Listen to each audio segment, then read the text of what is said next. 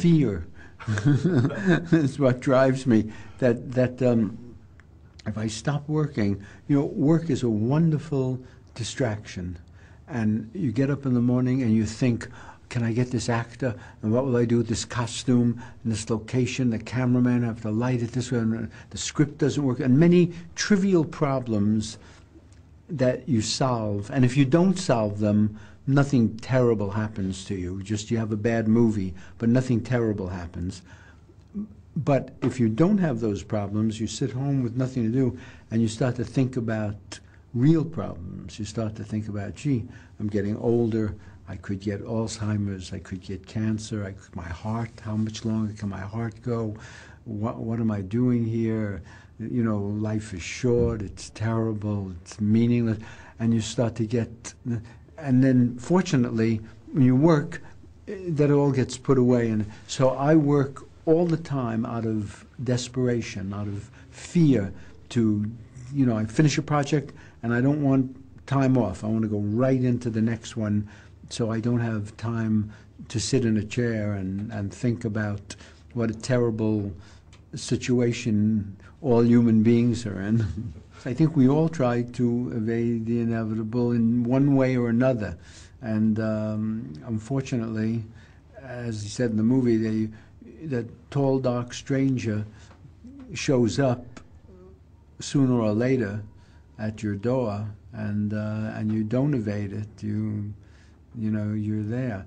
But it seems the only people that get any mental peace, any relaxation or enjoyment, are people who are self-deluded, who can say, well, my priest, my rabbi, tells me everything's going to be all right, or if not the priest and the rabbi, then this gypsy or this fortune teller, and all these people that promise you these magical solutions, that everything is, if you do the right thing, everything will be fine, and then it's not. The only way out of the human predicament, I feel, the only way out of this terrible predicament we're in, is through magic. And without and I don't think there is such a thing as magic, so without magic, we're not going to get out of this.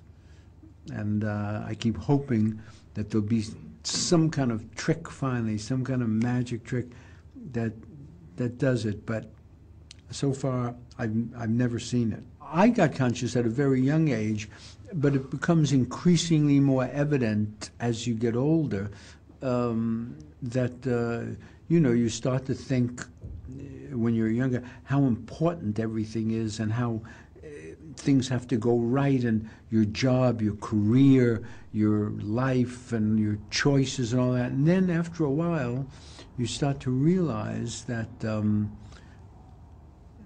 taking the big picture here, that eventually you die, and eventually the sun burns out, and the earth is gone, and eventually all the stars and all the planets, the entire universe disappears, and nothing is left at all. Nothing Shakespeare's or Beethoven or, all gone, Michelangelo, gone. And you think to yourself, it is a lot of noise and sound and fury, and where's it going? Not going anyplace. It's going,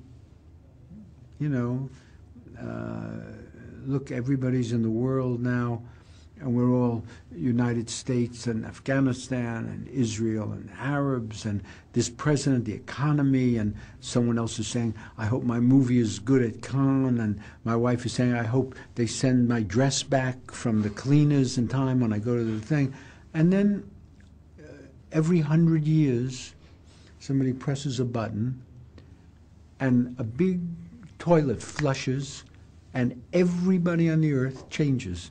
Everybody, all the Muslims are gone, all the Afghanistans, all the Americans, everybody on the planet's gone. And a new set comes in, and they're full of worry and anxious, and they're doing everything, and then, button, they're all gone. So you know, it just seemed like a big, meaningless thing. It seems that the only happy people in this movie by the end are slightly crazy. So everyone else seems to be left miserable. And I'm curious if this is, if you are being playful with this, or if this is a serious comic commentary on what life looks to you at this point. This is my perspective, and has always been my perspective on life. I have a very grim, pessimistic view of it. I always have since I was a little boy. It hasn't gotten worse with age or anything. I do feel that it's a grim, painful, nightmarish, meaningless experience, and that the only way that you can be happy is if you tell yourself some lies and deceive yourself. One must have one's delusions to live. If you look at life too honestly and clearly, life does become unbearable, because it's a pretty grim enterprise, you will admit.